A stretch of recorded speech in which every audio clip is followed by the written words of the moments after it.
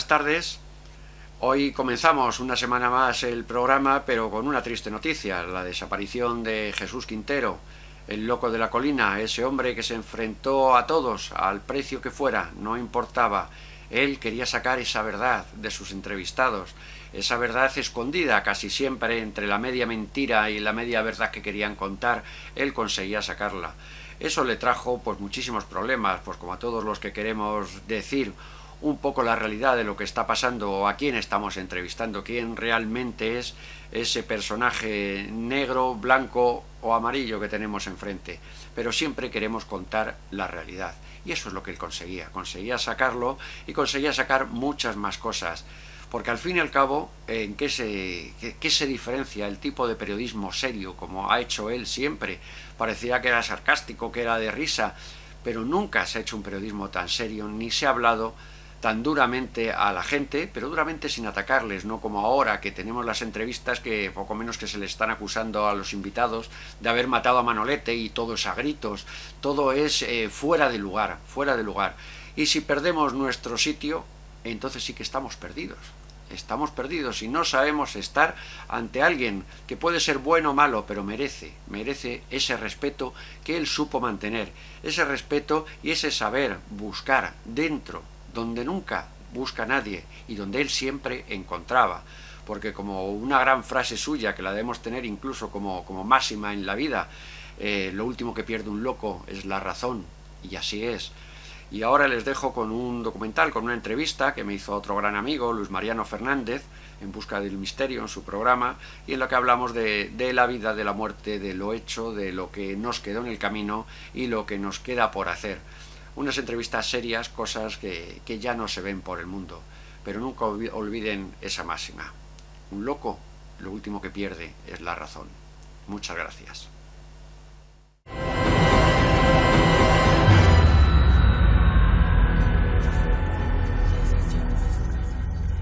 Emoción verdaderamente al ver estas imágenes, sobre todo porque hace poquitos meses que regresaba de esas tierras mágicas como el Perú, Bolivia, el desierto de Chile. Imágenes que son grabadas, que son recogidas pues por un veterano de la investigación, de los viajes, del periodismo de aventuras. Es director, productor, guionista, escritor, periodista y sobre todo aventurero y explorador, porque aún quedan en esta segunda década del siglo XXI aventureros de espíritu, de raza, de verdad, como los que tenemos esta noche aquí. Yo tengo una envidia sana por él, porque además, caray, muchas veces los periodistas se juegan la vida, pero es que él se la ha jugado de verdad, como nos va a contar esta noche en el programa. Juan José Revenga, es todo un honor tenerte en mis enigmas favoritos. Un honor estar contigo, Luis, y ya lo sabes, cualquier cosa que necesites, aquí estaré. Juanjo ya estuvo hace unos años en el programa Contando nuestras aventuras. Es muy difícil... Adelante, Brian. No pasa nada, estamos en directo. Me van a cambiar el micrófono porque probablemente algún problema de sonido, ¿verdad? Muchas gracias. Decía, mientras Brian me va colocando el micro, decía que habías estado hace algún tiempo en el programa, que es muy difícil cogerte Madrid porque siempre estás viajando. Sí, siempre estás jugándote la vida en la selva. ¿Todavía quedan ciudades por descubrir, Juanjo? Quedan ciudades y muchas cosas todavía por encontrar. Tú fíjate qué es lo que se encuentra o qué es lo que se ha explorado. Se ha explorado siempre en lugares pues, donde hay oro, hay petróleo, hay maderas nobles, lo que al hombre le interesa. Cuando no hay nada que sacar, allí no ha pisado el hombre, en pleno siglo XXI, que podemos ir a la luna o no, pero hay zonas de la selva que no se ha pisado nunca. Son vírgenes 100% hoy por hoy. Muchos de nosotros hemos visto y disfrutado documentales, sobre todo la 2 de Televisión Española, la mayoría son documentales producidos y realizados por Juan José Revenga, en donde el protagonista es el misterio, la cultura, sobre todo Sudamérica, Centroamérica, América. Hemos visto varias series como América Mítica, por ejemplo, ¿no? Producida por Juan José Revenga. Juanjo, han pasado ya algunos años, pero ¿tú llevas cuánto tiempo en esto del periodismo de los viajes? Pues quizá muchos que empezamos a pensar ya que somos ya viejos, ¿no? Pero más de 30 años. Más de 30 años. Y llevo viajando por el mundo y haciendo Pues un trabajo que no se entere nadie, pero que lo haría gratis. Vamos a ver algunas imágenes, repasando la biografía, ¿no? Imágenes tuyas como corresponsal. Llevas muchos años trabajando para Televisión Española, ¿verdad? Para Televisión Española y con casi todas las televisiones del mundo. He trabajado con muchísimas televisiones, con CNN, he trabajado con muchísimos. Recuerdo de pequeño ver al genial y maestro Miguel de la Cuadra Salcedo, del que yo creo que tú eres su mayor un gran amigo, discípulo.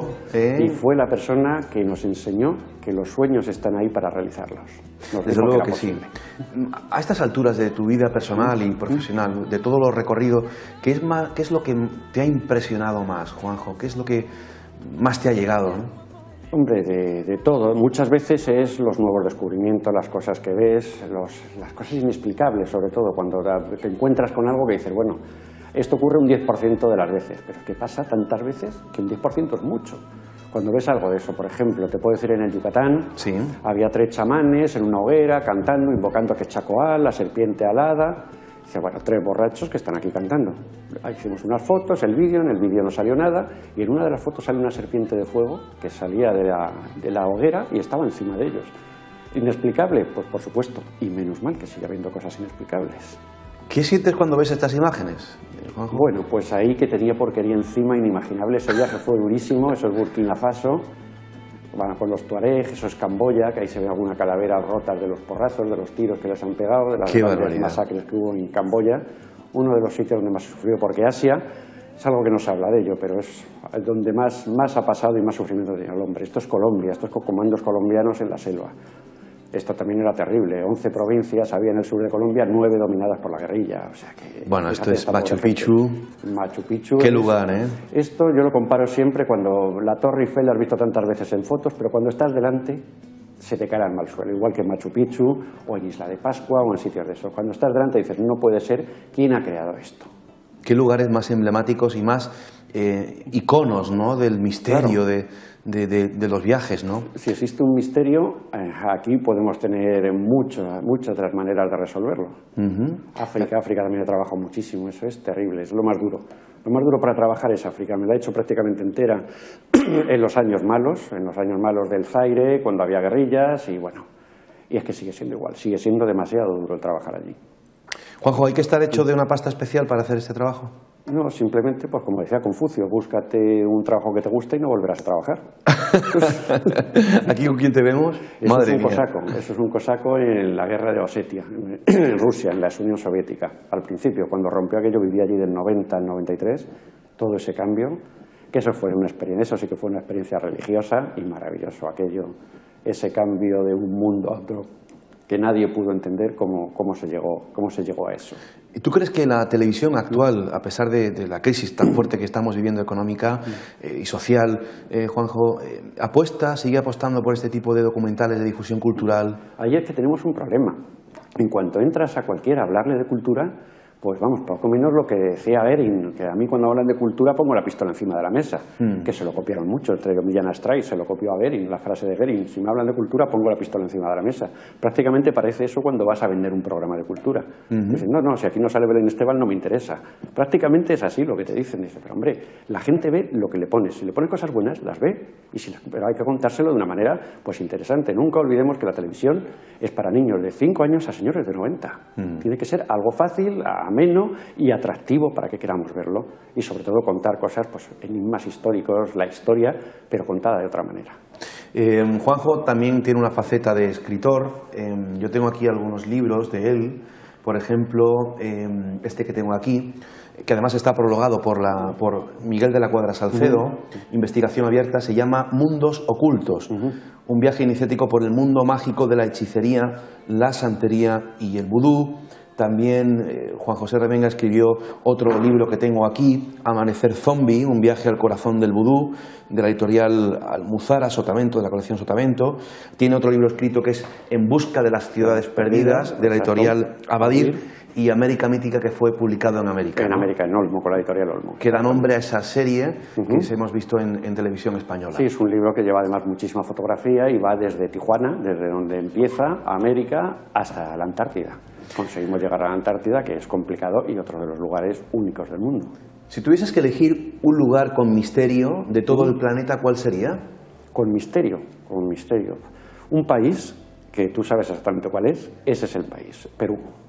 Perú es el país de los misterios y de las cosas inexplicables.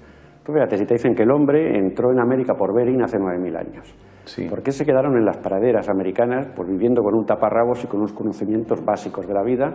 Y ya en Mesoamérica empiezan a construir pirámides, empiezan a estudiar la astronomía, matemáticas, medicina. Oiga, si han llegado más tarde, pues vendrán más atrasados. ¿Qué misterio tenemos ahí? ¿Todavía hay lugares que descubrir en la selva de Perú? Pero muchísimos, y se están encontrando, en los años 2000 se han encontrado muchísimas cosas, sobre todo en la costa. Pero, por ejemplo, en el año 87 se encontró la tumba del señor de Sipán, con un tesoro superior al de Tutankamón. Y él era un señor de un valle, no era un rey. Señor de un valle con 200.000 habitantes tenía el valle. Y le encuentran un tesoro superior al que tenía Tutankamón, el rey del maravilloso Egipto de aquellos tiempos.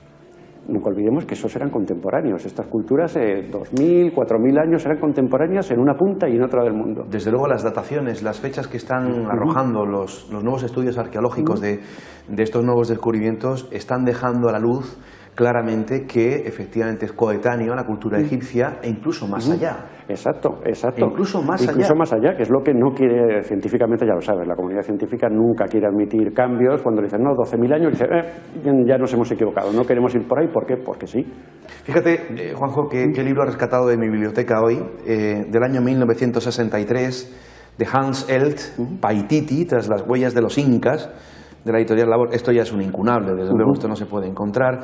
Una de las primeras expediciones, ¿no? En la búsqueda de la ciudad perdida. Vamos a hablar de Paititi y vamos a viajar esta noche, Juanjo, a través de tus imágenes, de tu palabra, de tus experiencias, ¿no? Viendo imágenes precisamente ya de cómo efectivamente comenzáis la búsqueda hacia el Paititi. ¿Qué es el Paititi? Esa es la leyenda, todo viene en la leyenda del Dorado. Había tanto oro en América cuando llegan los españoles y los ríos no llevaban oro, no había minas. No existía de dónde sacarlo. Ahí estaba el gran misterio. ¿De dónde puede venir esto? Ya los indígenas decían, no, es que hay una ciudad en la selva donde se fabrica todo el oro, donde los tejados son de oro, las estatuas son de el dorado metal, todo contándoles maravillas a los españoles.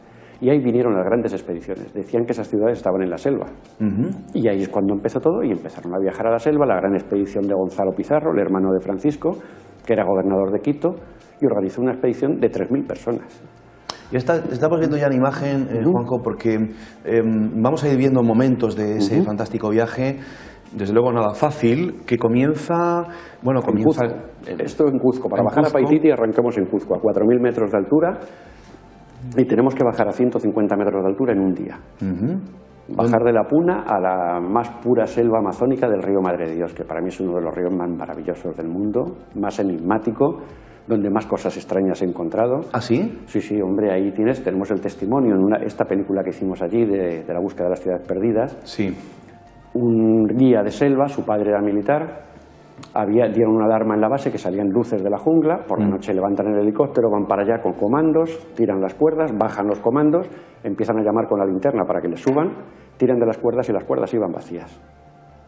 Osvaldo García. Exactamente. Le vamos a escuchar después. He rescatado de tu película, Juanjo, su testimonio. Es una historia muy importante. Bueno, es que cuando llegaron a la mañana siguiente no habían tocado el suelo, no había huellas. Ni de ellos ni de nadie. Increíble. Porque ya con la luz del día bajaron a ver qué es lo que había allí y no encontraron absolutamente nada. Lo que es paradójico y extraño, ¿no? Es que, fíjate, nosotros estamos haciendo ahora el programa de televisión rodeado de tecnología, de cámaras, de electricidad, de civilización en definitiva, y viendo estas imágenes, en este viaje que habéis hecho en varias ocasiones, vemos que ahí nada existe, nada hay. Claro, y además cuando puedes decir, es que no tienen nada y son felices. Les creamos dependencia. Tú ves a los indígenas desnudos, y bueno, están desnudos y no tienen ninguna mala pinta, pero cuando les ves, les has dado una camiseta, no les has dado dos, ni les has dicho que hay que lavarla. Van con ellas hechas jirones, todo llena, pues eso, de infecciones, de toda la porquería que llevan encima. Dices, hombre, es que les hemos creado una necesidad que no se le hemos sabido mantener y ahora mismo, pues, parecen andrajosos. Si esta gente era feliz, como vivía en su vida, en su mundo, no se les puede tocar. Si tienen una cultura muchas veces muy superior a la nuestra, en cuanto a farmacopea, a muchas cosas, muy superior a la que tenemos nosotros. ¿Cuánto saben estas gentes, sabios? Miles de años, son miles de años con las plantas, la curación, pero si ahora mismo están bajando, pues las grandes compañías americanas desde principios de los años 70, están bajando a la selva, a Iquitos, a la zona de Iquitos, buscando plantas para poder a hacer medicinas y luego venderlas a precios abusivos, por supuesto. Pero la base sería esto, serían estas plantas. Estamos escuchando la sintonía y viendo imágenes de un vídeo promocional de esta serie En busca de las ciudades perdidas, producida y realizada por Juan José Revenga. Eso es una pirámide, la huaca rajada, eso que estaba cortado por medio, eso lo han sido los huaqueros, los ladrones. Sí. La han cortado por medio para robar, Sechín. Tú fíjate los españoles cuando llegan aquí, que París, Madrid de aquellos años tenían 15, 20.000 habitantes, llegan y ven ciudades de 200.000 habitantes. Qué bárbaro. Con higiene, con alcantarillado, con agua corriente, lo que no teníamos en nuestras ciudades. Cuando llegan allí se encuentran con esto. Y aparte el oro, que los indígenas pensaban que los españoles comían oro, porque se acercaba un indio con los pendientes, con los orejones de oro, se lo arrancaban y lo mordían. Creían que se lo quería comer, no señores, que el señor conquistador estaba viendo a ver si era bueno, estaba mordiendo, y creían que se lo comían y por eso lo estaban buscando. La ciudad perdida de Caral, la ciudad perdida de Sechín, la ciudad perdida de Chachán, Chavía de Huantar, Iquitos, Machu Picchu, el centro arqueológico de Moray, Paititi, el río Madre de Dios, son todas localizaciones de Perú. De Perú.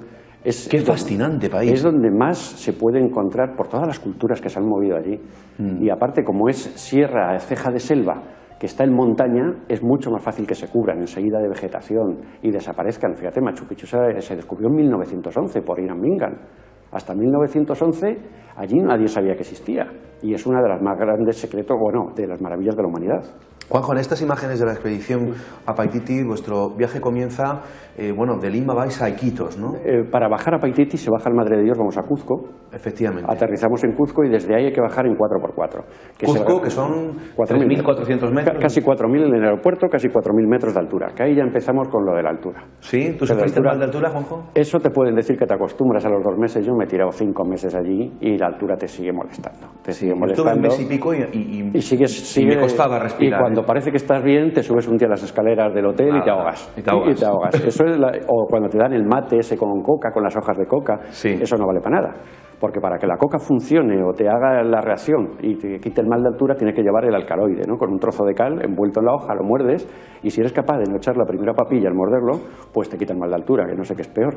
Venden un medicamento, por cierto, en las farmacias que se llama Sorochil. Sorochil para el soroche, exacto. Exacto, el Sorochil, que son píldoras que te las venden en Cuzco, que no valen absolutamente para nada también, pero bueno, es todo de cabeza. También hablamos de lo que hablábamos antes.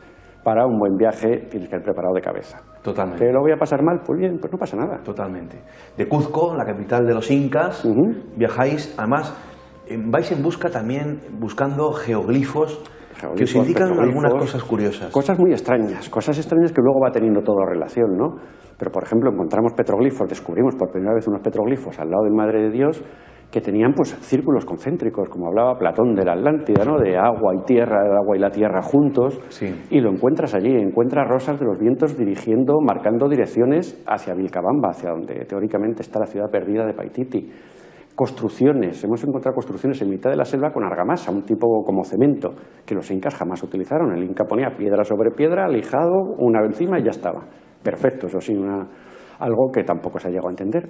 Hoy con las máquinas que tenemos, las piedras, por ejemplo, de Sasaguamán, encima de Cuzco, son piedras de 60, 80 toneladas. Es increíble eso. No las podrían levantar. Estas supergrúas que tenemos que valen millones no podrían levantar y manejar esas piedras. ¿Es verdad? No hay arqueología experimental que trabaje con esas proporciones. Claro, es como lo de los moáis, cuando ven que no, es que el moáis se mueve con unas cuerdas. Oiga, lo está moviendo usted 2 metros, pero es que tiene que moverlo 20 kilómetros. Con 2 cuerdas y tal, y al final termina usted rompiendo. Pero que no me diga cómo va esto. ¿Explicación lógica? Pues eso que gracias a Dios, a Alá, a Buda, a quien sea, no tiene. Viendo estas imágenes de la expedición Paititi, en la que estás contando que encontraste geoglifos, que efectivamente todo esto parece muy fácil, muy sencillo, pero es que para llegar hasta allí, claro, tenéis que contar con la experiencia y con la guía de personas que son autóctonas. Y porque siempre sabes con los guías, el 90% de las veces terminas a palos con ellos. Sí, ¿verdad? Yo he trabajado con cámaras, con equipos de producción, joder, este hombre es extraordinario, este guía que llevamos. Digo, no te hagas líos, en 4 o 5 días estamos a bofetadas con él. No llegaba nunca a los 4 días. El primero te venden, tal, que son maravillosos, pero luego hay gente que sí, que merecen la pena, que conocen y que eso, fíjate, siempre, pues como el buen chamán, son los que menos dinero te piden. Los que de verdad lo conocen, te lo quieren enseñar y quieren llevarte hasta donde está ocurriendo, esos son los que menos piden. Cuéntanos, Juanjo, ¿dónde estamos exactamente ahora mismo? Ahora mismo estamos en Atalaya, en el río Madre de Dios, Aquí nos vamos con el coche, nos vamos a comprar unos pasadores de hélice, porque la señora esta que nos estaba alquilando el barco no tenía pasadores de hélice. El pasador es lo que sujeta la hélice. Y que usualmente se rompe, ¿no? Claro, cuando pegas con un tronco o hay poca agua y pega la hélice, si pega, se rompe el pasador y se sale la hélice. Y la recuperas y le pones otro pasador y ya está. Pero si no llevas el pasador, pues se rompe la hélice. Y te quedas varado en mitad del río.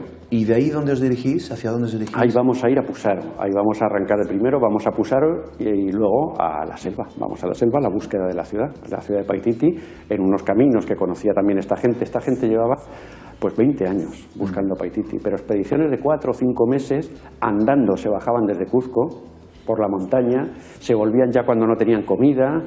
La verdad es que son los auténticos exploradores, los auténticos exploradores. Pero bueno, el fin, uno de ellos, Reino, decía, bueno, el fin, lo que vamos a encontrar, el tesoro, no es un tesoro valorable en dinero, el tesoro que vamos a encontrar es el conocimiento. Yo soy muy bonito, pero estoy buscando el oro. Claro. Juanjo, ¿qué equipo lleváis? Es decir, tú como periodista, ¿había un cámara también? Y el equipo tiene que ser mínimo porque, por ejemplo, llegamos ahí, solamente estaba esa barca. Si vas con 6 personas ya no entras. Claro. O con equipos más grandes, pues tiendas de campaña las mínimas, comida la mínima. Y hay que contar con una cosa, si vas tienes que llevar indígenas, que la comida si la llevas para un mes te va a durar una semana. Porque cuando no estés, pues van a estar comiéndoselo ellos, van a cogerlo y se lo van a vender cuando paras en un poblado y lo van a vender. Tienes que contar que es así, porque ellos, tú comerás cuando vuelvas a casa, pero ellos no. Ellos, su negocio no es lo que les pagues por esto, es lo que van a ir cogiendo durante el camino. Que sabes que es así, se cuenta con ello. ¿Y uno es consciente, tú lo eres, que puedes perder la vida en esta expedición? Sí, muchas veces, sí, claro. En cualquier cosa, en cualquier momento, piratas de río. Solamente lo más sencillo, que hay miles en todas las quebradas del Amazonas, hay piratas de río. O que tengas la mala suerte de entrar por sitios donde no va nadie y te encuentras una factoría de droga, que eso también ha ocurrido. ¿Muchos periodistas han llegado hasta aquí? No, muy poca gente porque es muy complicado. Es complicado, caro y sobre todo, pues eso, que hay que ir preparado de cabeza para esto. Claro. Porque cuando estás ahí te están comiendo los bichos o te falta comida o no sabes qué es la gasolina o el motor se ha roto, como nos ha pasado en los viajes. Intentamos llevar siempre 2 motores, pero cuando solo hay uno, pues o no vamos o nos llevamos uno y nos vamos con uno. Juanjo, cuando tú estás haciendo este viaje, esta expedición, no solamente quieres mostrar lo que muy pocas veces se ve, sino también te embarga la ilusión de encontrar qué. Hombre, el día que perdamos la ilusión por esto no lo haríamos. Claro. Cuando mucha gente te dice, no, con esto se tiene que ganar mucho dinero. Si da igual, si por dinero esto no se puede hacer. Cuando sabes que vas y hay muchas posibilidades de no volver, por dinero nadie lo hace. Esto lo haces por ilusión. El día que se pierda la ilusión es cuando apaga y vámonos, porque la habremos perdido para más cosas también. Viaja con vosotros ahí, vemos en primer término a Rino Cinago, explorador. Luego le vamos a escuchar, además, con una sensatez brutal, ¿no? Y además hablándote con datos, ¿no? Sí, sí. Con esos geolifos que hemos visto hace unos instantes en imágenes, ahí llegó el mar. Claro, hace 8.000 años se tiene en cuenta que el mar ha subido en 8.000 años unos 150-180 metros. Exactamente. Estamos en este lugar de la selva, estamos a unos 150-180 metros de altura. Que el mar hace 8.000 años estaba ahí, era un puerto. Y hay Paititi, es lo que se cree, porque hay dos teorías de Paititi. Una que es el Dorado, que huyeron los incas, se escaparon con todo el oro y se fueron a una ciudad en mitad de la selva. Y la otra teoría es que era una civilización aparte, de la que bebieron todas las civilizaciones andinas y todas vienen de ahí, que era un puerto comercial y era una gente mucho más preparada y con unos conocimientos superiores a lo que hubo luego. Porque estos pueblos se dispararon, la cultura se les disparó hacia arriba y de repente involucionaron, se fueron todos para abajo y llegamos a lo que son hoy. Sí. Ves toda la arquitectura, todo se les cayó. Dice, bueno, ¿qué ha pasado? ¿Por qué ha involucionado? Qué interesante lo que estamos viendo, Juanjo, estos geolifos. Los geolifos de Pusaro. Estos grabados en la piedra, ¿no? Claro, y esto es lo que se habla, que es la entrada al Paititi. ¿Por qué es la entrada del Paititi? Es la primera parte del río donde empieza a haber serpientes venenosas. Ajá. Siempre habrá esta gente que donde hay serpientes venenosas hay oro. Hay oro. Y es cierto. Los buscadores de oro siempre están en zonas repletas de serpientes venenosas en el agua. Eso. Juanjo, tenemos que hacer nuestro primer alto en el camino, nuestra primera pausa. Saludamos a toda la gran familia que participa en la red social Facebook de nuestro programa, como cada semana. Y, por ejemplo, leemos un comentario de nuestro buen amigo Domingo Ruiz Rodríguez, desde Las Palmas de Gran Canaria. Es que lo único que sé es que no sabemos nada de nada y ya estamos pensando en colonizar otro planeta. Se supone que para saber a dónde vas, primero tienes que saber de dónde vienes. Ironías que tiene la vida. Juan Moreno, desde Málaga, escribe: este señor señor dio hace ya unos años una conferencia del señor de Sipán, el Benalmádena, buenísima, junto a Carlos Canales. ¿Es verdad? Sí, una sí, conferencia sí, que estuvimos allí en Benalmádena. En Benalmádena. Seguimos dentro de unos minutos en mis enigmas favoritos y nos vamos a adentrar más en la selva para descubrir los misterios y esas ciudades perdidas que hoy nos está descubriendo el periodista y reportero Juan José Revenga. Hasta ahora mismo. Continuamos en mis enigmas favoritos en directo desde Mijas para todo el mundo. Nos están siguiendo a través de las pantallas de Mijas 340 Televisión, a través de www.mijascomunicacion.org, online y a través también de Radio Mijas. Nos acompaña hoy el periodista, productor, guionista, director de documentales. Ha trabajado y sigue trabajando desde hace muchos años para Televisión Española, Juan José Revenga. Por ejemplo, series tan míticas como América Mítica, que es muy conocida y durante estos últimos años se ha ido emitiendo en Televisión Española. Bueno, pues Juan José Revenga es uno de esos aventureros y exploradores de verdad, de los que se meten en la selva y son conscientes que pueden perder la vida para mostrarnos pues todas esas maravillas, todos esos misterios que hay en la selva, en este caso de un país fascinante y mágico como es Perú, desde luego. Exactamente. Oye, Juanjo, siguiendo esa expedición por el Paititi, llegando por ese río Madreselva que tantas historias tiene, ¿qué llegaste a encontrar? Hombre, pues encontraron vestigios, lo que te comentaba, de caminos en los sitios más recónditos que había construcciones. Te encontrabas un muro construido eso con argamasa, como si fuera cemento, una especie de cemento, de pequeñas construcciones que había en el camino. Encontramos los petroglifos, encontramos lo de los famosos círculos de Platón, lo de la representación de la Atlántida, que sigue siendo un misterio de los misterios. Eso es importante. Y que aparece en mitad de la selva. Dices, pero bueno, ¿qué tiene que ver el círculo, que es agua y tierra, que es con lo que representaban las ciudades? Y un círculo es una ciudad, y luego una raya a otro era lo que comunicaba las ciudades. Y en las piedras, los petroglifos, nos hemos encontrado esos dibujos. Qué curioso eso que dices, Juanjo, porque son geoglifos, son símbolos universales que están repartidos por muchas partes del mundo y es como si todos esos símbolos hubiesen partido de una madre, de una raíz. Sí, ¿Quizá la Atlántida? Pues quizá porque hay muchas cosas que se pierden ahí en el camino. Por ejemplo, los aztecas. ¿De dónde venían los aztecas cuando conquistan Mesoamérica y tal? Solamente decían, venimos de Aztlán. Aztlán, ¿y dónde está Aztlán? Más allá del mar. Efectivamente. Por ejemplo, luego ya las leyendas, ¿no?, de Poseidón, cuando creó la Atlántida, que se juntó con esta mujer, con Clito, y tuvieron el hijo que se llamaba Atlas, y dominó la Atlántida, toda la historia esta de... Y luego hablaremos de la cultura mochica, porque me estaba acordando, Juanjo, también de que hay una deidad, un dios que se llamó Nailamp, un dios pre-inca, y que además vino del mar y enseñó a los lugareños. Sí, es una constante, ¿no? Es como lo de Viracocha, cuando llegó el Viracocha, llega a Viracocha, México. Quetzalcóatl, la serpiente alada, o cuando llega Colón, en las velas no llevaba la cruz católica, llevaba la cruz templaria. Claro. ¿Quién había estado antes en América? ¿Por qué se encuentran en el Museo de México? Que bueno, que es increíble, el Museo de Arqueología de México. Tú has estado y puedes estar días quedándote boquiabierto con lo que hay. Eso sí, son todo figuras de piedra. Como verás, no dejamos nada de oro. Es todo lo que quedó allí. Juan José Revenga, para este documental En busca de las ciudades perdidas, pues entrevista a muchas personas. Hemos querido rescatar dos momentos, dos entrevistas, Juanjo, muy interesantes. Ahora, una es a Osvaldo García, que es guía de selva y precisamente cuenta una anécdota muy curiosa, muy interesante. Vamos a escucharle. Hace años atrás, mi papá era un militar del ejército. Ellos habían sobrevolado de noche y de la cual habían visto la parte baja que algo iluminaba, ¿no? Entonces, al ver esa iluminación, del helicóptero soltaron 4 soldados, y de la cual mi padre había quedado en el helicóptero. Entonces, cuando ellos bajaron a tierra, hicieron señas con las linternas para volver a retornar. En vista de que no aparecía ellos, regresaron a Salvación, porque ahí era la base del ejército, en esa temporada, cuando estaban abriendo la carretera. Entonces, al día siguiente habían ido en busca y definitivamente no les han encontrado, ¿no? Han desaparecido, y la dificultad que ellos tenían era la tormenta, sobre todo, ¿no? Mucha lluvia, muchos rayos, ¿no? Y la serpiente es algo familiar con lo que es prácticamente lo que es oro, llamado oro. en diversos sitios donde hay oro, por ejemplo, siempre por lógica se encuentran lo que es la serpiente. Puede que sea un indicio de lo que es la ciudadela del Paititi, lo que dice la ciudad perdida de los incas que dicen. Hay que ver, ¿eh? Pues eso es la realidad de lo que ocurre allí.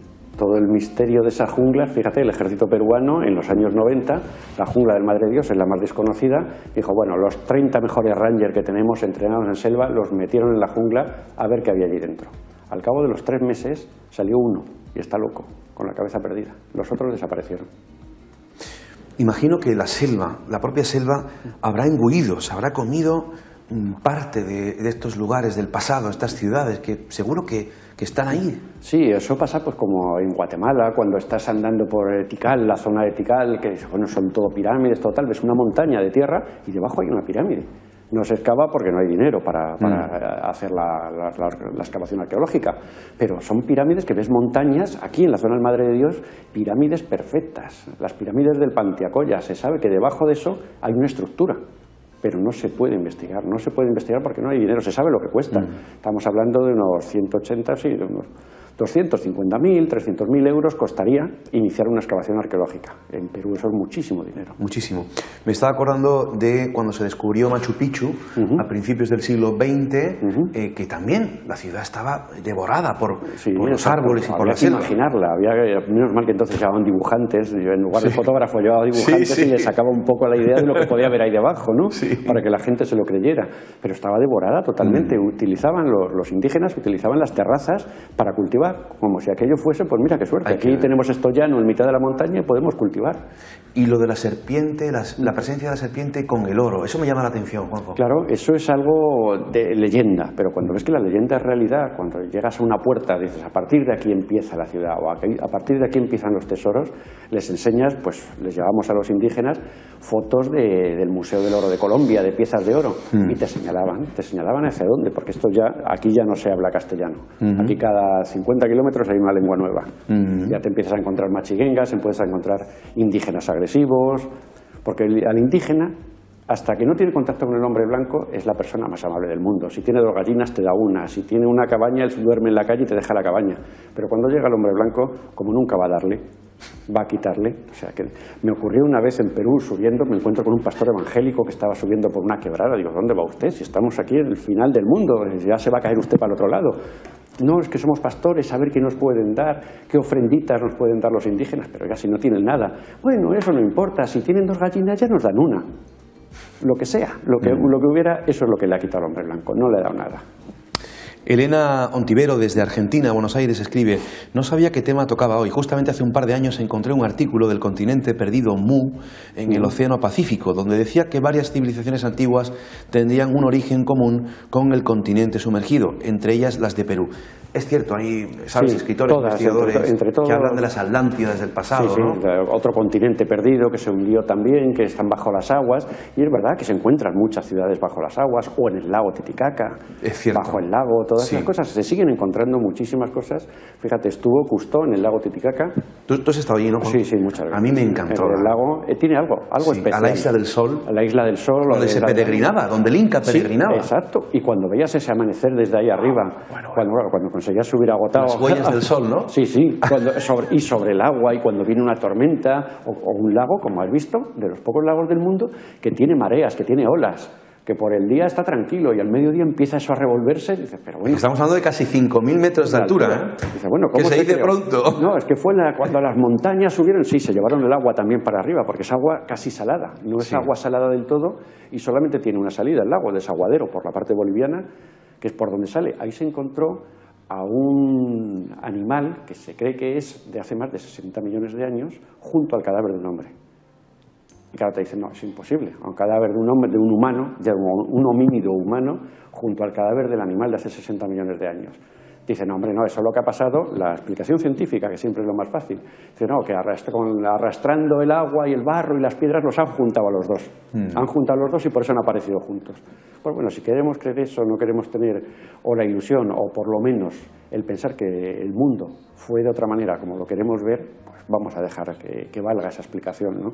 Pero no la vemos clara. Un apunte, Juanjo, del lago Titicaca. Recuerdo en el año 2001 publiqué una noticia en el mítico Enigmas Express, en el periódico que acompañaba la revista, sobre unas investigaciones y prospecciones arqueológicas debajo del lago Titicaca, subacuáticas, y habían descubierto en restos púnico-fenicios. Tú sabes, hace unos meses regresé de allí hablando con un guía. Claro, restos púnico-fenicios en el lago Titicaca, pues sí. Claro, te decía, fíjate, Cousteau, que estuvo allí con 2 minisubmarinos durante 2 meses, moviéndose por el lago, y al final lo único que dijo que había encontrado es un batracio de más de 1 metro que estaba sin clasificar, que no había encontrado nada. A los pocos meses, un submarinista chileno, estaban haciendo una película y sacó imágenes de lo que acabas de hablar tú, de restos de ciudades, de calzadas, de muros. Y claro, todos fueron a por Cousteau para que lo negara y le dejara al otro como embustero. La contestación de Cousteau: uy, ahí abajo puede haber cualquier cosa. Efectivamente. Que Cousteau no se atrevió a decir para no perder su reputación. Nos escribe nuestro buen amigo Alberto Luis Fernández desde Galicia. ¿Por qué no se equipa un helicóptero con un detector de metales y se hace una búsqueda por cuadrantes donde se supone que puede estar la ciudad del oro en vez de atravesar la selva en su búsqueda? Un abrazo a los dos. Un abrazo a Alberto Luis Fernández. Pues la verdad, porque es imposible, porque está todo oculto bajo una maleza milenaria. Y en la maleza milenaria, tierra, piedras, todo. O sea que no es llegar y abrir la puerta. Desde Sevilla, Fernando Ortiz escribe: el arqueólogo norteamericano Moseley ha visto en la Huaca del Sol, el corte 8, etapas en las que se construyó el monumento. El volumen de la pirámide, a lo largo, ancho y alto, era ampliado construyendo grandes columnas de adobes adosadas a unas a otras. Sí, y además eso se pudo datar porque había unas hogueras donde los chamanes se hacían sus ceremonias y con eso sí se podía hacer carbono 14, sobre esas cenizas.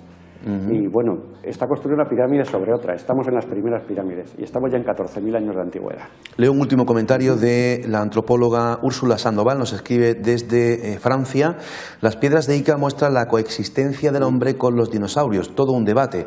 Bueno, menudo debate este de las piedras de Ica. Ese es el bueno de Ica, porque vamos, y además que es muy real, porque he estado muchísimas veces allí, y bueno, y lo que puedes ver en Ica y las historias que te cuentan esas piedras. Dice, bueno, ¿que serán falsas? ¿11.000 piedras falsas? Pues es muy complicado. Le han hecho ya algunas pruebas de luminiscencia a las piedras de tal, y están dando como 2.500, 3.000 años. O sea que, bueno, que algo hay que no entendemos. Y lo que no podemos pensar es que hemos sido los únicos y los primeros que hemos llegado aquí. Desde luego. En 5.000 millones de años. En este magnífico documental, En busca de las ciudades perdidas, Juanjo Revenga entrevista a un explorador, Rino Cinago. Fíjense lo interesante que nos cuenta Rino Cinago. Como todo el mundo te deslumbra ante esa historia que te cuentan, la que todo el mundo te cuenta, ¿no? Los incas escaparon con los tesoros, qué sé yo. El hecho de simplemente hablar de una ciudad perdida en la selva, para mí fue la fascinación más grande que tuve en la vida. En definitiva, cuando empiezas a estudiar un poco la historia, te das cuenta que tampoco están descabellados, porque al principio te hablan de figuras en tamaño natural en oro, animales, todo lo que había, se supone, en el imperio, plantas. Ya está bien, ¿no? Ya. Pero realmente cuando empiezas a ver en la historia, hay evidencias de que eso era así. En el Cusco, en el Coricancha, había eso. Había jardines donde estaban representadas todas las especies del imperio. Y bueno, ¿por qué no? La evidencia de los petroglifos de Puyaro que están por allá y tantos otros que están perdidos por ahí, apuntan a lo mismo. No son ni petroglifos incas ni cosas que se parezcan, no son españoles, no son fenicios. Bueno, teorías hay para todos los gustos, como te decía, ¿no? Pero en definitiva, las pocas evidencias que hay no apuntan en ninguna de esas direcciones. Apuntan a algo autóctono, algo que pudo haber vivido y florecido en esas regiones, ¿no? Quién sabe por cuánto tiempo, antes de desaparecer por una catástrofe que bueno, es innegable también, ¿no? En las costas de Brasil hay evidencias de esos mismos periodos, 8.000, 10.000 antes de Cristo, de 180 metros de oscilación en el nivel del mar. Sabemos que es suficiente para haber inundado toda la Amazonía hasta aquí. Ya sea que sigamos adelante o dejemos nuestros huesos para pudrirse en estas selvas, una cosa es cierta. El enigma de la Sudamérica antigua, y tal vez del mundo antiguo, solo será resuelto cuando estas ciudades sean halladas y abiertas a la investigación científica. Pero que las ciudades existen, me consta. Qué buen corte, ¿eh? Es una frase de Percy Harrison Fawcett, el mayor explorador y el primero buscador de ciudades perdidas, el buscador de la famosa ciudad Z en Brasil. Juanjo, yo te quiero dar las gracias de verdad, porque este es un material extraordinario que estamos disfrutando hoy todos los amigos de mis enigmas favoritos, y además lo has cedido, ¿no? O sea, esto es un regalazo que nos estás haciendo hoy, porque es un trabajo encomiable y sé que vale muchísima pasta ir allí y rodar todo eso, porque vale mucho dinero, ¿verdad, Juanjo? Eso, lo que salva esos lugares es que cuesta muchísimo llegar, y los mosquitos y los insectos que no ves, porque si no habría un Hotel Meliá, en esos sitios maravillosos, parajes idílicos, habría un Hotel Meliá plantado allí, y si fuera barato llegar, pues estaríamos con la tortilla allí comiendo todos. O sea que gracias a eso se van salvando, que es muy complicado llegar, y que muchas veces pues te estás jugando a no volver. Juanjo, vamos a ver ahora imágenes de la pirámide de Cao, de la Dama de Cao. La Dama de Cao, muy interesante. Curiosa historia, y además es que, fíjate, este explorador nos hablaba de 8.000, 9.000, 10.000 años. Sí. Todo esto es una herejía para la historia oficial. Claro, es que le damos la vuelta a la historia de América con todo esto. Lo que te he comentado antes de que si bajaron hace 9.000, bajaban por Bering, ¿cómo puede hace 10.000, 15.000 años tener esta cultura ahí abajo, que habían pasado andando por ahí? ¿Cómo podían tener estas culturas, estos avances tecnológicos que nos ha costado llegar ahora? El cero atómico, el cero perfecto, se consiguió saber que las cuentas mayas lo tenían bien cuando se inventó aquí el reloj atómico. ¿Cuántos Juan José Revengas hay en el mundo? ¿Cuántos exploradores como el que acabamos de ver hay en el mundo buscando estas ciudades perdidas, Juanjo? Pues poca gente, porque esto es vocación. Esto lo tienes que hacer porque te guste, por la investigación y de estos temas. Igual que hablamos de esto, hablamos de religiones, hablamos de enigmas de la historia, todas esas vueltas que se le puede dar a lo que hay escrito o nos han contado que era lo que había ocurrido. Y te das cuenta que no tiene nada que ver con la realidad. La cultura mochica. Pues qué fíjate, curiosa, ¿verdad? En la costa del Perú, que es un desierto. Claro, es el desierto porque con el fenómeno del Niño, las aguas de la corriente que pasan, pues no se evaporan porque son aguas frías, entonces no llueve. Vamos a ver imágenes de la pirámide de Cao y de esta historia. Es interesantísima, porque era una bruja. Claro, Sí. que es lo que se ha visto. Prácticamente ha salido conservada como ninguna momia, como tan seco el ambiente allí que no llueve. Y le ves los tatuajes, mira las pirámides, lo que había, estamos hablando pues hace 3.000 años lo que había allí. Estamos al lado del mar, ¿no? Al lado del mar. En la costa del oeste. Perú, en la costa pacífica. En la costa del Pacífico, las culturas que salieron allí y eran desiertos. Bueno, eran tierras ricas, era desierto, ya lo ves, está construido todo en adobe, barro. Hay murales, esclavos, bueno, pues tenían muchas cosas relacionadas con las culturas egipcias de aquellos tiempos. Sí. Y la Dama de Cao apareció. Estamos hablando de una mujer. Una mujer importante. Sí, y esto fue 2003, me parece que fue cuando se descubrió. 2000, sí. Cuando se descubrió la Dama de Cao. Sí. Que ayer, para la arqueología ya sí que esto es ayer por la tarde, cuando se ha descubierto. Y la ves, y bueno, como estaban tantos fardos y en un lugar tan seco, pues tiene toda la piel perfecta y la piel llena de tatuajes con serpientes. Era una gran bruja y la dominanta de la zona de Cao. Claro, Era otro valle. Nos está diciendo la importancia, en este caso, de la mujer, en ese contexto, en ese lugar, en esa historia, ¿no? Siempre lo ha tenido, y en los sacrificios pues había que sacrificar mujeres que eran más importantes que los hombres, que no valían, había que sacrificar mujeres como la famosa momia Juanita de Arequipa, sí. Claro, con 15 años, todas esas cosas siempre ha tenido mucho poder entre las culturas primitivas, que llamamos primitivas por llamarlas primitivas, pero vamos, estas tuvieron muchos más conocimientos a los que hemos llegado nosotros. Pregunta Juan Moreno en Facebook, dice, ¿pero por qué es una herejía? Si por ejemplo el cráneo de Lucía está datado en 40.000 años y fue encontrado en Brasil. Bueno, yo diría que es una herejía, puesto que las dataciones, los registros en tiempo históricos nos hablan de que no tiene nada que ver con la historia que nos han contado. Efectivamente. Científicamente. Claro, por eso digo que es una herejía, Claro. Es una datación apócrifa, ¿no? No aprobada. Ahí tendrías a toda la comunidad científica encima, mañana desmintiéndotelo. ¿Vale? Pues oiga, den unas razones. La única razón que tienen siempre en estos casos, hay otros que que te lo pueden rebatir, pero en estos casos la única razón que tienen es que no, ya está. Que no porque es imposible, ya está. Vamos a avanzar un poco en estas imágenes, porque, bueno, aquí también entrevistas a arqueólogos, ¿verdad? Sí, está ¿Qué personajes te Alba, encuentras aquí? Walter Alba, que fue el descubridor del señor de Sipán, que Sí. es terrible como te lo cuenta, además, que iban volando con un helicóptero y veían a la gente salir como un hormiguero llevándose piezas, fardos, robando.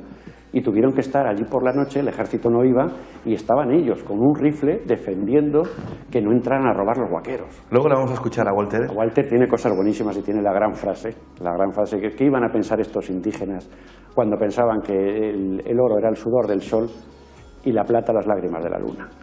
Ahí estábamos viendo imágenes. Así es como encontraron a la dama de Cao, siempre con sacrificios al lado, o como ocurrió con el señor de Sipán, que se le encontraba con el jefe de los guerreros de su guardia sin piernas. Le cortaban las piernas y le enterraban a su lado para que no pudiera huir y estuviera toda la eternidad defendiéndole. Esta es la dama de Cao. ¿Se sabe con qué edad murió la dama de Cao? La dama de Cao era joven, unos 30 años, había sido madre. Pero Porque claro, sí. la edad media de vida... Claro, en estos años estamos hablando de los 37, 40 años. Estaríamos hablando en estas épocas todavía. Los dirigentes menos, porque estos comían mejor. Claro. Estos llegaban a más. Bueno, eso es una recreación. Una recreación de cómo era, porque vamos, si hubiese salido, pero fíjate cómo Ahí está, Inmortal para siempre. Inmortal para siempre. Esto es una de las cosas de la historia, o cuando decía Walter, cuando le llaman que aquí hay algo, mira, ¿y qué encontraste? Yo no encontré nada, me encontró él a mí, me estaba mirando la historia a los ojos, decía Walter Alba. ¿Qué comentario más interesante hace la antropóloga Úrsula Sandoval desde Francia? Dice, los egipcios representaban el ojo de Horus, el halcón en su maquillaje. Las culturas del desierto del Perú también, sobre todo la cultura nazca. Casualidad, Úrsula, que es peruana, por cierto. Sí, la cultura nazca, la cultura es lo mismo, costa peruana, pero hacia abajo. Creo que tenemos audio, me parece a mí, de estas imágenes. ¿Podemos escuchar un poquito? No tenemos el audio. Fíjate los colores, Juanjo, cómo se conservan. Cómo se ha conservado todavía. Hay algunos que están intentando arreglarlo, como esto que están intentando arreglar, pero mira cómo se nota lo que han arreglado. Lo demás es natural. Lo demás es color natural y estaba hecho con tintes de minerales. El conocimiento que tenían sobre esto y sobre, vamos, después de 3.000 años y no se cae, y ahora haces una casa a los 50 años, mira los vigilantes que tiene que haber para que no roben por la noche, incluso ahora, todo cae al fondo, que parece un cráter, que parecen agujeros, son túneles de huaqueros, que hacen túneles desde allí en medio, se meten por debajo de la tierra para ir a robar a la pirámide. Huaqueros, ladrones, ladrones. Y claro, la mitad mueren, porque claro, se meten en túneles de tierra, el túnel se hunde. Qué bárbaro. Y eso lo rajaron por la mitad. La pirámide del Brujo la pegaron un corte por la mitad y se metieron por ahí. Que por cierto, ¿ahí te pusiste enfermo? Claro, porque cuando tocas esos adobes llevan miles de años con gérmenes, ¿no? Con los gérmenes de hace miles de años. Esa es la auténtica maldición. La auténtica maldición de todos estos lugares, de todos los lugares arqueológicos, porque los gérmenes los sacas al aire y otra vez están vivos. Es como si los tienes en un congelador. Y enfermedades o cosas que no se conocen ahora mismo. ¿Dónde está el señor de Sipán, Juanjo? El señor de Sipán está en el museo en Lambayeque, en un museo que han hecho con la ayuda de los suizos, un museo impresionante. Han creado para todo el tesoro, han hecho un museo impresionante que merece la pena verlo, porque parece increíble. Es increíble lo que estás viendo allí, que eso exista. Ahí te vemos a ti, que vas a entrar en la pirámide. Subiendo por la pirámide. Es increíble, ¿no?, que esto lo hayan hecho precisamente... Para robar. Para robar, efectivamente.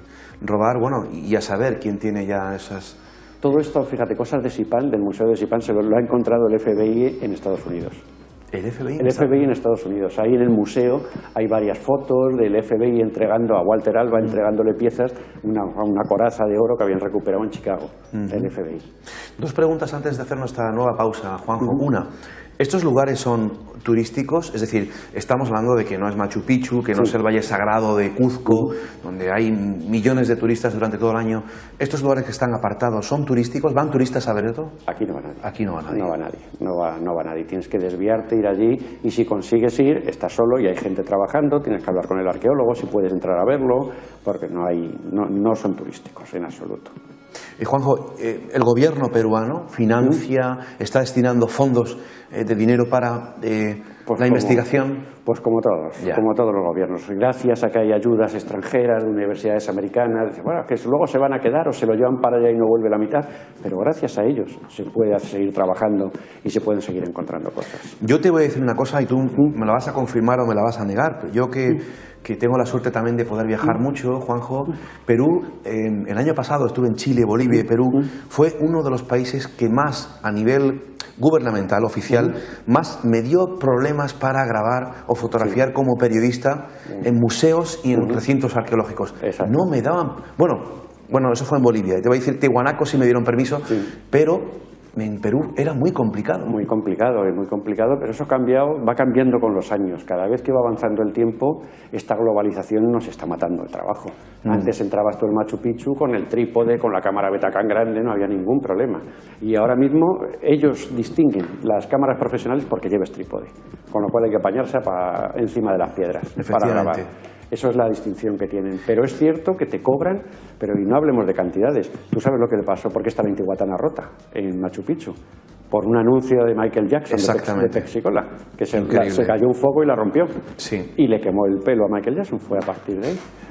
Oye, Juanjo, y una impresión mía personal, ¿una mala mirada por ser periodista español? Fíjate, hasta el 92 en América eras español y bien, pero a partir del 92 hay un resquemor. Hombre, pues es el resquemor que teníamos que tener nosotros con los romanos, que también nos expoliaron y nos robaron todo y nos invadieron. Ya. Que es lo que se les intenta decir. Oiga, que esto eran conquistas, esto eran otros tiempos. Sin embargo, yo en Bolivia percibí otra cosa. En Bolivia... Más amabilidad... Es que el boliviano es diferente, es más facilón. Facilón. Sí, sí. Sin embargo, fíjate, entre todos los americanos, el más duro, también es el más culto, el colombiano. El colombiano es mucho más serio, más culto y es mucho más serio que cualquiera de los otros. Espero poder conocerlo este año. Pues Juanjo, aprovecha que merece la pena. Hacemos nuestro segundo alto en el camino. Regresamos Perfecto. enseguida. Entramos a la tercera parte del programa y antes de recibir alguna posible llamada y leer algún correo electrónico, los amigos siguen escribiendo cantidad de mensajes. El tema está generando muchísimo interés y Juanjo y yo estamos disfrutando mucho de esto, porque en definitiva es viajar, es buscar, es recorrer, es indagar, es explorar. Y en definitiva, pues nos hemos juntado dos soñadores, sí. locos. Y no nos podemos arrepentir de ello, déjate. Desde luego. Decía anteriormente que Juan José Revenga también tiene una faceta como escritor, cuando el tiempo se lo permite, porque viaja muchísimo. Y yo tengo dos libros conmigo, pero él me ha dicho que me los va a enviar porque se han agotado, esa es la verdad. Dos ejemplares, uno de América Mítica, que ha sido publicado en América Mítica de esa serie de televisión, y tiene también En busca de las ciudades perdidas, de la editorial Abadir, que se puede encontrar en cualquier librería. Sí. Luego también tiene libros como este, que son temas que yo ya he tocado con él en algún otro programa. Amanecer Zombie, un viaje al corazón del vudú, de la editorial Almuzara, donde Juan José Revenga nos cuenta sus experiencias dentro de los rituales y de la magia y de la hechicería en Haití, un tema muy interesante. Y también este que se titula, ya difícil también de encontrar, Mundos Ocultos, un viaje iniciático por el mundo mágico de la hechicería, la santería y el vudú, Juan José Revenga, porque aquí donde lo ven, pues al igual que yo tuve la osadía y la curiosidad personal y periodística de hacer un ritual con una chamana en el desierto de Chile, de San Pedro de Atacama, el cambó, algo muy poco conocido, que tú también lo has probado, el cambó. Pues Juan José Revenga, yo diría que ha probado, no sé si todo, pero casi todo, ¿verdad? Claro, es que para hablar de todo este tipo de cosas, del peyote, del San Pedro, de la ayahuasca, del cambó o la inyección del sapo, para hablar de ello tienes que probarlo. No hay otra, no puedes decir, no, es que esto es malísimo o esto es buenísimo. No, señor, lo pruebas, lo sientes, primero lo respetas, lo estudias y luego lo pruebas y lo sientes. ¿Cuál ha sido el viaje favorito de Juan José Revenga en cuanto a planta sagrada, planta de poder? Me han desilusionado muchas. Por ejemplo, me ha desilusionado el peyote. ¿Ah, sí? El peyote que te contaban, te convertías en coyote, corrías por la pradera, tal, unas cosas, y el peyote para mí fue de lo más absurdo y de lo más, decir, bueno, pues sé que es un alucinógeno, te empiezas a ver, pues eso, las chispas, tal, pero no llegas a salir a notar que sale de tu cuerpo como te pasa con otras drogas naturales, vamos a llamarlo, o drogas de la tradición de esta gente. El ayahuasca sí, el ayahuasca es la madre, la planta sagrada y la reina de las plantas sagradas. Quiero probarla este año en Perú. El ayahuasca, fíjate, es una liana, es una liana venenosa. La soga del muerto. La soga del muerto en quechua, traducido del quechua es soga de muerto. Para sacar un litro de ayahuasca hay que cocer 50 kilos de liana durante 12 horas. Eso se va concentrando y te saca un jugo 1 litro. Si no es suficiente eso, le echamos hojas de chacruna, que son hojas que te aumentan la visión. Y de ahí ya es tomar la pócima por la noche, pero lo fundamental para la gente que intente hacerlo es tener un buen chamán. Un chamán es el conductor, es el que te dirige en el viaje, porque tú estás viendo, sí, pero estás en el filo del cuchillo. entre la vida y la muerte. Si te vas para un lado no ves, y si te vas para el otro te has muerto. Tienes que tener una persona que está allí con los ícaros, con los cánticos, cuando te echa el humo del mapacho en la cabeza, te sopla y es como si te diera la vida. Te levanta cuando te estás yendo, te hace un canuto con la mano y te echa el humo del cigarro de la selva en la cabeza. Y te levantas y es como si estuvieras otra vez en el mundo de los vivos, ¿no? Y es el saber mantenerte ahí. Juanjo, tener una personalidad y tener una buena higiene mental. Fundamental, porque si no el viaje es malísimo. Porque te saca todo lo bueno y todo lo malo que lleves. Si llevas malo, claro, pues puede ser la mejor, el ayahuasca es la mejor experiencia de tu vida, la peor o quizá la última. O quizá la última. Que eso es otra, porque claro, está viajando mucha gente a la selva ahora mismo, sí, pues como si fuera el LSD, a drogarse. He visto gente de lo que eran los hippies de los años 70, que iban con las trompas estas, con sí, las guitarras, y mucha gente que va allí y se quedan a vivir unos meses en Iquitos tomando ayahuasca todos los días como si fuera el LSD. Pero bueno, que estamos perdiendo, que esto es cultura milenaria. Estos son los pueblos de la tradición, los que han manejado esto. ¿Para qué lo usaban ellos? La usaban pues para ver si había caza cruzando 2 ríos más, si tenían que atacar al pueblo de enfrente para asaltarlos y llevarse sus mujeres, para ver el futuro. Sí. Para eso lo utilizaban, era no para esto. Efectivamente, era una herramienta espiritual. Que manejaba únicamente el chamán. Era el único que podía manejar a la ayahuasca. Desde hacerla, tú le ves a un chamán cuando va a cortar la liana y le pide perdón a la liana cuando la está cortando. Todavía sigue Qué conciencia, el mismo, el ritual milenario del pueblo de la tradición. Dice, esto sí es, ¿ves? Desde esto luego. es otra cosa. Que por cierto, en el Museo Arqueológico de San Pedro de Atacama, en Chile, Juanjo, hay una importante colección de utensilios, de herramientas que los chamanes atacameños y de aquella zona utilizaban en sus ceremonias mágicas y sagradas, sobre todo utilizando pues estas plantas de poder. Sí, ahí llegamos, en esa zona, zonas desérticas, se utiliza más el San Pedro, por ejemplo. Efectivamente. ¿no? Pero el San Pedro está en muchas ceremonias también de San Pedro, y hay cosas, ¿sabes por qué se llama San Pedro? El cactus es un cactus, pero Sí. le llaman San Pedro porque te abre las puertas del cielo. Efectivamente. Es el que tiene las llaves del cielo. Ese cactus se pela, Sí. se cuece y el jugo que sale de ahí es lo que bebes en la ceremonia. Una mesa de San Pedro se monta al caer la noche y no se puede levantar hasta que sale el sol.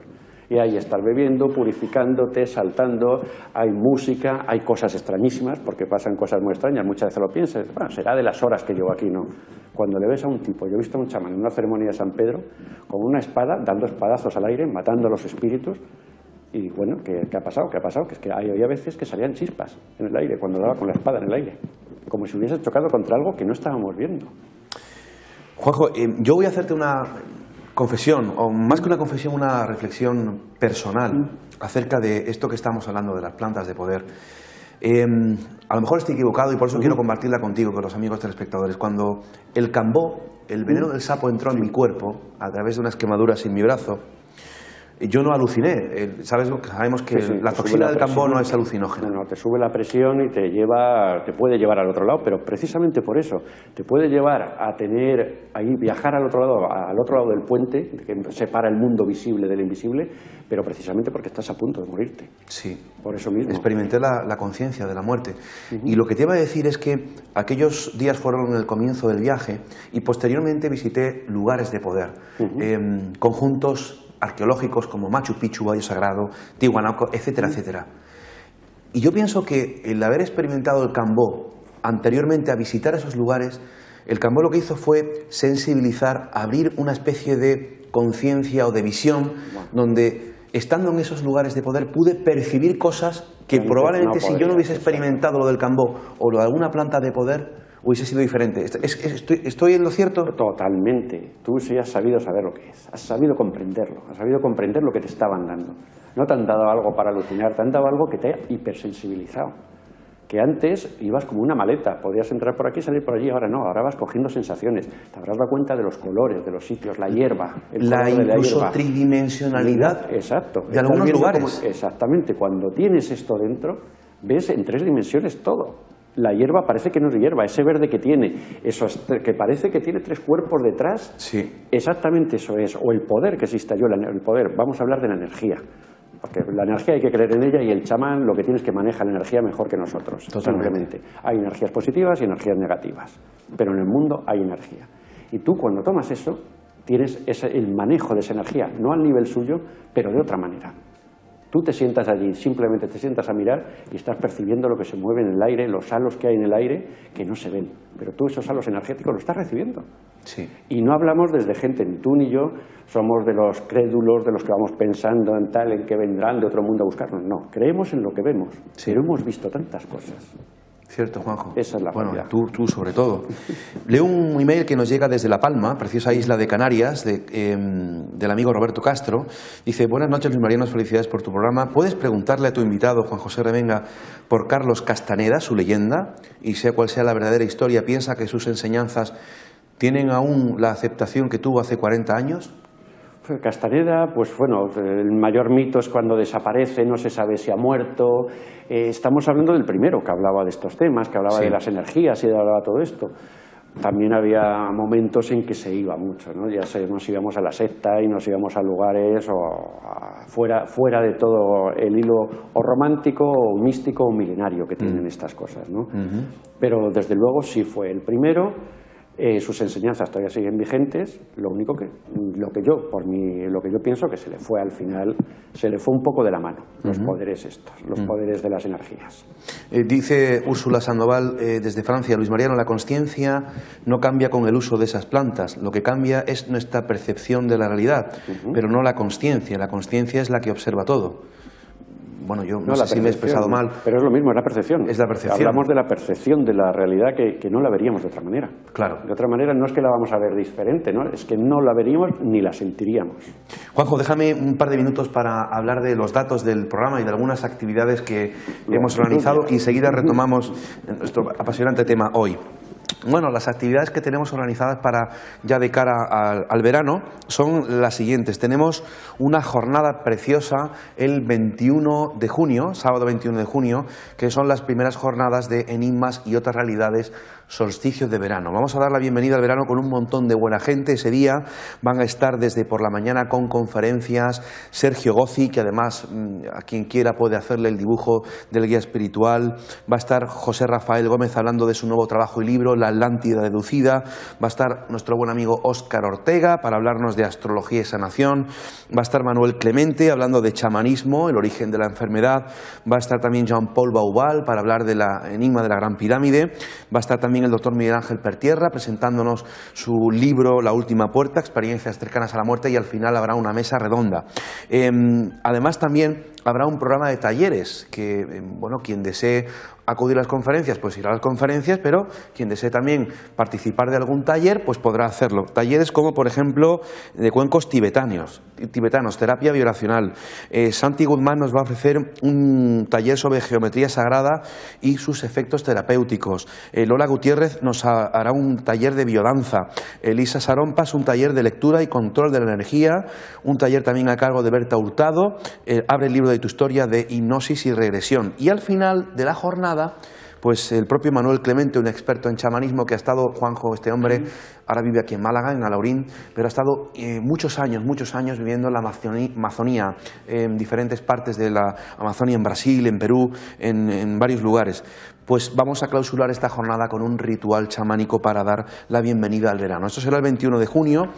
Toda la información de este y otros eventos que hemos organizado en la página web del programa, en www.misenigmasfavoritos.com. Atención, porque tenemos un viaje a Fátima del 4 al 6 de julio. Las personas que estén decididas a ir a ese viaje tienen que hacerlo antes del día 20 de junio. Es el último día de inscripción, el viernes 20 de junio. Que tenemos también un viaje a Lourdes y Zaragoza del 26 al 30 de julio, 2 grupos al Camino de Santiago en agosto, que tenemos también un viaje a Egipto del 27 de agosto al 6 de septiembre. Actividades que pueden ver en nuestra página web y en nuestro apartado de eventos en Facebook. Y por último, deciros que mañana viernes, día 30 de mayo, estaré en el Club Foro 7 de Marbella, en el Hotel del Fuerte, dando una conferencia a las 9 de la noche que he titulado Arqueología Prohibida. Mañana 30 de mayo, viernes, para la gente que vive en aquella zona, Marbella, Hotel del Fuerte, a las 9 de la noche en el Club Foro 7 con entrada gratuita. Y también lo iré recordando la semana que viene, el miércoles 11 de junio en la Casa de la Cultura de Fuengirola a las 9 de la noche. Servidor también ofrecerá una conferencia que he titulado Arqueología Prohibida, donde vamos a hablar de muchos de estos temas que estamos abordando Juan José Revenga y yo. Miércoles 11 de junio en la Casa de la Cultura, lo recordaré la semana que viene. Juanjo, es el momento de escuchar una opinión que tú recoges, que tú entrevistas a Walter Alba, arqueólogo. ¿Quién es este hombre? Pues este es uno de los más grandes arqueólogos de todos los tiempos. Este ha descubierto el señor de Sipán, ahí es nada, y además se ha encargado de seguir manteniéndolo. Ya hay 14 tumbas descubiertas, 14, 15, 16, va encontrando cada vez más tumbas y luchó por ello. Y casi se dejó la vida cuando intentaban robar por defender aquello. Y lo que te he dicho antes, la frase esa de cuando me dijeron, ¿aquí hay algo, doctor Alba? Yo me acerqué ayer a la máscara del señor de Sipán, empiezo a moverlo con las manos y yo no estaba descubriéndolo, había algo que me miraba desde la historia. Vamos a descubrir este momento que tiene Juan José Revenga con este arqueólogo. Walter Alba, le escuchamos. Existen sin duda monumentos arqueológicos, testimonios de culturas que nos falta descubrir. Cada día, hoy, como hoy, estamos también los arqueólogos investigando, pero también luchando denodadamente contra la destrucción y el saqueo, que es lo que afecta a muchos de los monumentos y testimonios arqueológicos del Perú y de otros pueblos. Es todavía fascinante lo que nos queda por presentar al mundo contemporáneo, y no solamente joyas, ornamentos, emblemas, sino sobre todo conocimiento sobre estas antiguas culturas. Sus testimonios están a la vista y sus enseñanzas también. Después de 7 años estamos reiniciando, hemos descubierto una nueva tumba, que es la tumba número 14, en esta plataforma funeraria donde fueron sepultados los hombres más importantes de su tiempo. Nos ha sorprendido este hallazgo porque se trata de la tumba también de un hombre de la más alta jerarquía en el mundo de su tiempo, una especie de guerrero y sacerdote. Entonces estamos aportando nuevos conocimientos. Este santuario todavía tiene mucha información que brindarnos. Los mochicas tenían una religión basada en el dualismo y la complementariedad, en dos mitades opuestas y a su vez complementarias. Dentro de esta religión existían dioses y semidioses, seres poderosos, mezcla de hombres y de animales con atributos divinos que regían el universo. El oro y la plata no tenían ningún valor mercantil como para el mundo occidental. Era símbolo sagrado de sus gobernantes utilizado en los ornamentos. No hay nada más maravilloso que esa leyenda que recogen los primeros españoles que llegan a estas tierras cuando nos hablan que para los nativos el oro era el sudor del sol y la plata las lágrimas de la luna. Pasamos casi cerca de un año, paso a paso, como tiene que ser la ciencia, dominando la emoción natural de encontrarse inmerso en un descubrimiento para seguir las pautas metodológicas de la arqueología. Pero también somos humanos, obviamente, y si tengo que hablar de un momento emocionante, quizás el más impactante de todos fue cuando al inicio de la excavación, entre las concreciones de tierra, cuando todavía no nos imaginábamos la magnitud de la información que guardaba esta tumba, uno de mis asistentes me dice que me pide mirar lo que estaba saliendo entre los sedimentos de tierra después de haber definido el sarcófago del Señor. Y al levantar un rostro de tierra, encontré con sorpresa que no solamente yo me miraba a la tierra, alguien me miraba desde el fondo de los siglos, y era el rostro en miniatura de lo que parece ser la efigie misma del señor de Sipán. Siempre digo, fue como un encuentro mutuo, un instante eterno que jamás olvidaré.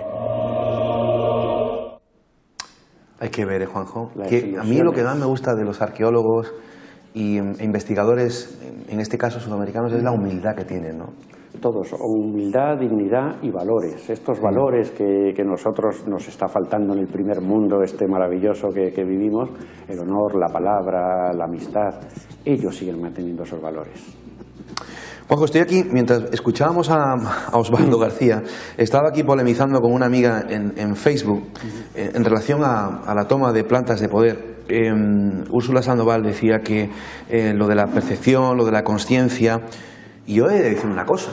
Ella dice que la percepción y la consciencia no son la misma cosa, obviamente. Pero si yo no llega a experimentar lo del veneno del sapo, yo no tendría la conciencia de muerte que tengo ahora mismo. De lo que es. Exactamente. Has estado en el filo del cuchillo. Como tú muchas veces. Ahí lo tienes, claro, pero ahí lo tienes. Entonces, esa percepción, esa experiencia ha cambiado mi visión en la conciencia, en este caso de la muerte. Es exactamente igual que cuando te montan o amartillan un fusil o una pistola en la cabeza. La primera vez, madre mía, ¿qué es esto? Ya la segunda, la única ventaja es que sabe de qué va. Vamos a ver en imágenes unos momentos que vive Juan José Revenga y su equipo, momentos peligrosos cuando llegan al final de esa expedición, luego otro momento nocturno, porque, claro, esto se cuenta, pero si se ve en imágenes, se escucha y vemos lo difícil, ¿no?, y lo peligroso del momento, ¿no? El valor y la realidad de las cosas, ¿no? Que eso es el verlo, eso es la imagen.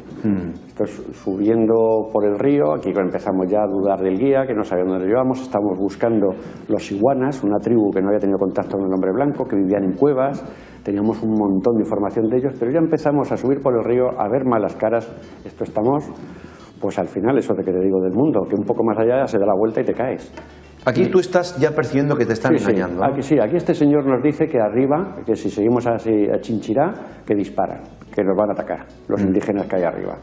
Nos dice y acaba de bajarse el guía a buscar a su primo para que nos acompañe, que es el que habla el idioma de los Kandosi, los que viven arriba, los jíbaros Kandosi. Que la intención, Juanjo, con esta expedición era filmar a esa tribu indígena. Claro, que no había tenido contacto con el hombre, los iguanas, que viven en cuevas todavía y están en la frontera de Perú con Ecuador, en estas quebradas, en estos ríos. Pero claro, fíjate en estas cosas o estos casos, y aquí bajan ya con 2 escopetas directamente para que sigamos el camino. ¿Escuchamos el audio? Vamos a escuchar, no sé si tenemos, yo creo que sí que tenemos audio de este vídeo.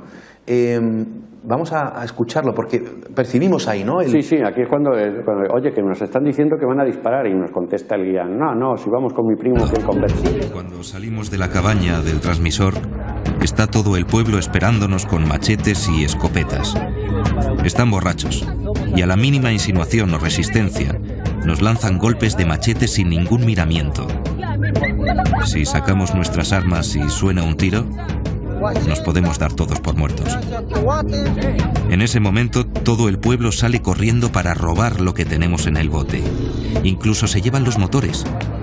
Y al intentar impedirlo, fue cuando me puso la escopeta en la cabeza mi viejo conocido.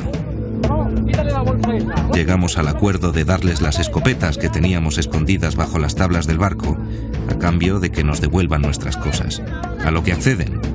Pero mañana, con la luz del día, decidirán nuestro futuro.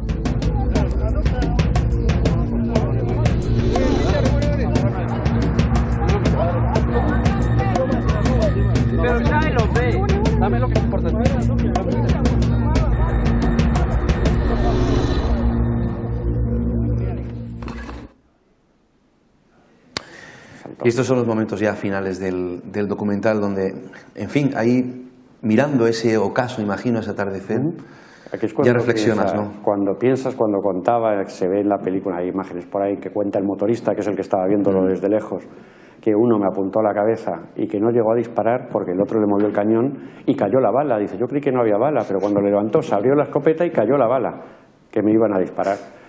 Porque me metí en medio para que no nos robaran lo que por lo menos las cintas, baterías, cosas que no podíamos vivir sin ellos. Tuvimos que bajar luego el río con una linterna, con un solo motor, habían tirado la mitad de la gasolina, del ¿Vemos agua. ese momento? Sí, nocturno, el momento nocturno. Vamos a escucharlo y ver contigo en ese momento. Ese fue durísimo.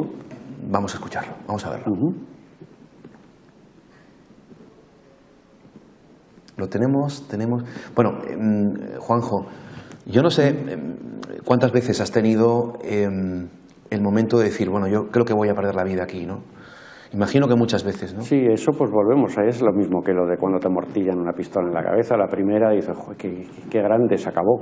No, pero la segunda ya dices, pues bueno, si se ha acabado, se ha acabado. Esto es así, hay que tomarlo como es. No decir, no vuelvo porque a lo mejor a la próxima me quedo. No puedes volver a pensarlo. Simplemente pues intentarlo, ver que hay que pensar una cosa para salir vivo de estos sitios siempre cuando hay armas por medio, que el que lleva el fusil o la pistola, aunque no sepa ni escribir, sea un analfabeto, sea la persona más bruta que puedas conocer, es Dios. Y como tal hay que tratarle, como si fuera Dios. Ese es el gran problema con periodistas americanos que he visto, como en el de Nicaragua o en casos que lo primero que hacen es sacar el pasaporte, soy americano y usted no puede. Ese señor puede hacer lo que quiera, que tiene un fusil. Tener esa mano izquierda, ser capaz de dialogar y de entenderte con ellos y decirles humildemente, mire, esto es lo que hay, tiene usted toda la razón. Una de las cosas más complicadas me ocurrió en Rusia, por ejemplo. Había unos azerbaiyanos, unos trabajadores en una vía del tren. Me acerco a ellos y no había visto que había un soldado cuidándolos. Un soldado que era un crío de 16 años. Claro, me vio y me montó el AK-47 en la cabeza. Cuando oí el chasquido detrás, digo, bueno, y verle que era un crío, eso es lo más difícil, porque ¿cómo le hago a entender a este que es Dios? Claro. Que este lo único que tiene es miedo es que venga yo a matarle a él. Y en una de estas, pues bueno, pues ahí fue la cosa funcionando, fue saliendo, yo hablando con los otros, le agarraba la mano a los trabajadores, tal, y bueno, ya se tranquilizó, pero fueron pues, minutos de decir, pues bueno, en cualquier momento se pone nervioso el chico y se acabó. Juanjo, ¿tú vas armado? ¿Has ido armado en alguna ocasión? Casi siempre llevamos escopetas, sí. Escopetas en la selva de retrocarga de un tiro del 16, que es lo que hay, pero vamos, son escopetas, tú las alquilas o te las dejan a alguien o para poderlas llevar. Pero ves esa escopeta y claro, dices, madre mía, como tenga que disparar esto, no sé qué va a ser más peligroso, el que me exploten las manos o a ver lo que hay. Viene muy bien llevar cartuchos, porque en la selva no hay cartucho y puedes siempre ir cambiando, por comida, por lo que sea, vas cambiando cartuchos. ¿El objetivo está conseguido con esta película? Demostrar un poquitín de lo que es todo lo que hay por descubrir, lo que hemos encontrado y que hay algo que es real. Ya. No sé si finalmente tenemos esas imágenes. Además están grabadas con cámara... Con nocturna, con visión nocturna, porque era de noche, no podíamos encender las luces para que no nos vieran, estábamos durmiendo en mitad del río y no se podía avanzar más porque estaba todo lleno de troncos, de piedras y con una linterna, es todo lo que llevamos en el barco, en un barco de 16 metros. ¿Podemos ver ya esas imágenes? ¿Están preparadas? Vamos a ver. Amparados por la noche recuperamos lo que podemos, ya que la comida no aparece y el agua potable la han tirado al río con parte de la gasolina. Así que mientras duermen los nativos ya hartos de mazato, cogemos los motores de una cabaña y salimos huyendo en la noche con la luz de una linterna descendiendo por aquella trampa mortal que es el río. Mínimo, así como estamos haciendo. Que así podemos avanzar. Sí. Ninguna intención tenían de dar ninguna entrevista. Que el profesor había dicho que se traigan las demás cosas del barco, ¿no? Y es donde se han llevado todas nuestras cosas, ¿no? Personajes que estaban ahí con sus escopetas, ellos eran prácticamente los que armaron todo este escándalo. Después las mujeres también se han enardecido, han empezado a empuñar sus machetes. Hemos llegado a un lugar que sabíamos estaba muy distante, que era peligroso, pero no contábamos con el engaño, contábamos con el enfrentamiento o con el hablar o prohibirnos la entrada, pero no contábamos con el engaño. Hemos tenido que salir corriendo en la noche porque no había manera, ni de quedarnos arriba, ni de quedarnos en el bote allí, en cualquier momento nos podían aparecer, y ha habido que navegar de noche y bueno, hemos conseguido llegar a una hora de distancia, que espero que sea suficiente para, cuando tengamos un poco de luz mañana, seguir para abajo ya deslizando con el fuera borda, que se ha recuperado al fin. Día más que seguimos vivos. Vamos a intentar salir del río Huazaga y al menos intentar llegar a la boca del Marañón. Lo tenemos muy difícil, está muy lejos, no hay poca agua, pero hay que salir de este río y como sea. Y además seguimos vivos. Además, ¿qué más podemos pedir? ¿Con qué serenidad transmites ahí, Juanjo? Ahí no podemos pedir más. Lo demás sería ya vicio si pedimos más. Se nos ha acabado el tiempo, he disfrutado muchísimo. Me alegro un montón. Igual que todos los amigos que están viendo el programa. ¿Tu próximo destino cuál es, Juanjo? La Cueva de los Tallos. Nos vamos a la gran expedición de la Cueva de los Tallos, en la cual espero que puedas acompañarnos. Oye, para mí sería un placer y un honor, porque yo creo que sería la gran aventura de mi vida. Una de ellas, que todavía quedan muchas. Todavía quedan muchas, Luis. Ha sido un placer, maestro. Gracias por estar en el programa. Gracias a vosotros. Te deseamos lo mejor y nos vemos en la próxima temporada. Perfecto. Queda esa aventura para ir a la Cueva de los Tallos. que la veremos. Gracias, Juanjo. Hasta la próxima. A ti. Y a vosotros, ustedes, emplazaros ya para la semana que viene, donde vamos a seguir abordando, pues eso, los grandes enigmas y misterios del mundo. Muchísimas gracias por su cariño y su fidelidad. Un abrazo muy fuerte de todo el equipo que hace posible mis enigmas favoritos. Hasta la semana que viene. Sean felices.